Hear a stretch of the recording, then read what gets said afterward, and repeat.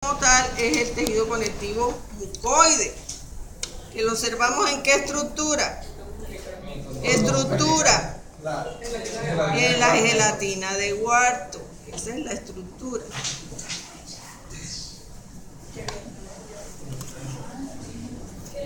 Entonces yo miro mi plaquita de cordón umbilical, que ya también la habíamos conocido porque la usamos para ver los endotelios de los vasos sanguíneos. Y vemos todo este material que se encuentra alrededor y sosteniendo los vasos sanguíneos. Todo este material que se ve así como amorfo, esta es la gelatina de Wharton. El órgano es el cordón umbilical. ¿Qué células vamos a ver en la gelatina de Wharton? Fibroblastos, que ya les dije que aquí, a diferencia de cómo se ven,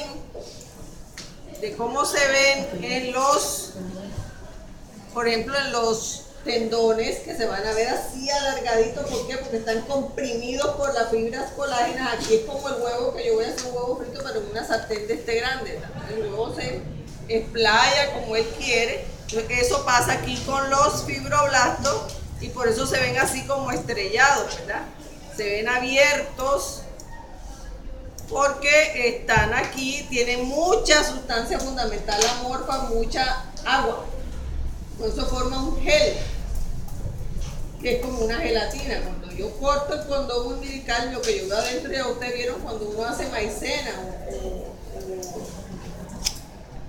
almidón. Sí, es una misma gelatina así transparente, blanca.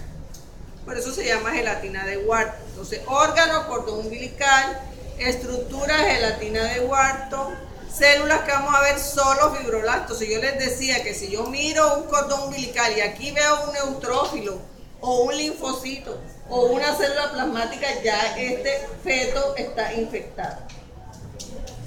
Esto tiene que estar absolutamente limpio. A diferencia de que si yo veo la lámina propia del intestino grueso o delgado, si yo veo la lámina propia del intestino grueso o delgado así, ese paciente debe tener una aplasia medular, o sea, no está produciendo ninguna célula del sistema inmune. Porque lo normal en las láminas propias del tubo digestivo y de las vías respiratorias es lo contrario, que yo observé plasmocitos, linfocitos, fibroblastos. Pues no lo puedo ver así limpio. Si yo estoy viendo las trompas de falopio, así limpiecito. Si ya yo en la trompa de falopio veo linfocitos, ese paciente tiene una enfermedad pélvica inflamatoria. Alguna bacteria que se le subió de la vagina y se está infectando y produce ¿qué? Infertilidad. Si yo veo la vejiga urinaria y le veo en la lámina propia de la vejiga urinaria plasmocitos, eso está infectado. La vejiga debe ser estéril. La orina es estéril. Que nos da asco la orina porque huele, ¿verdad? Porque tiene mucha sustancia que estamos sacando, pero la orina es estéril. La orina de un paciente sano. ¿Verdad? Porque esa orina viene de donde, del riñón. El riñón es estéril, ahí no tiene por qué haber ninguna bacteria.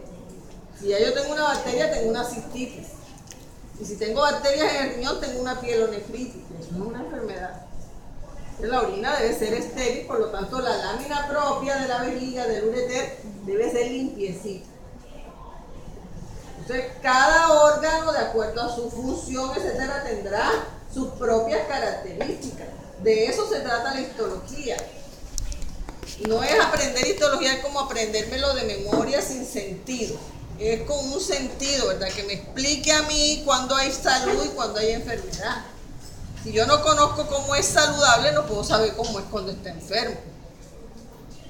Yo tengo que saber cómo son las cosas cuando están sanas para yo entender cómo se enferman y qué es lo que pasa.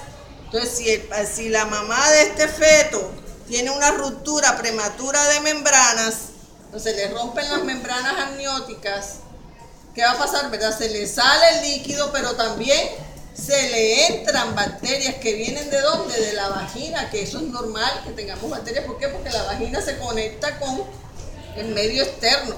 ¿Y a quién tiene al lado? Al ano. Una región muy contaminada.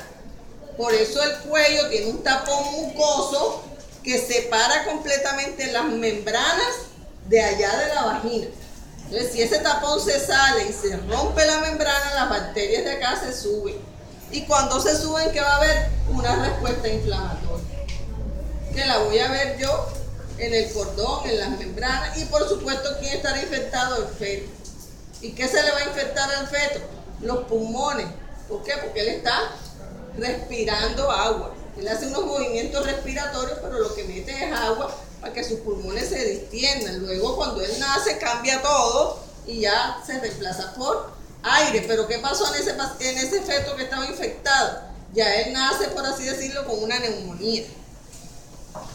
Ahí puede hacer una meningitis o cualquier enfermedad infecciosa porque él no tiene defensa. Acuérdense que su sistema inmune apenas se estaba formando y que la inmunidad la tiene es pasiva de la madre, por ejemplo, para que no le dé teta.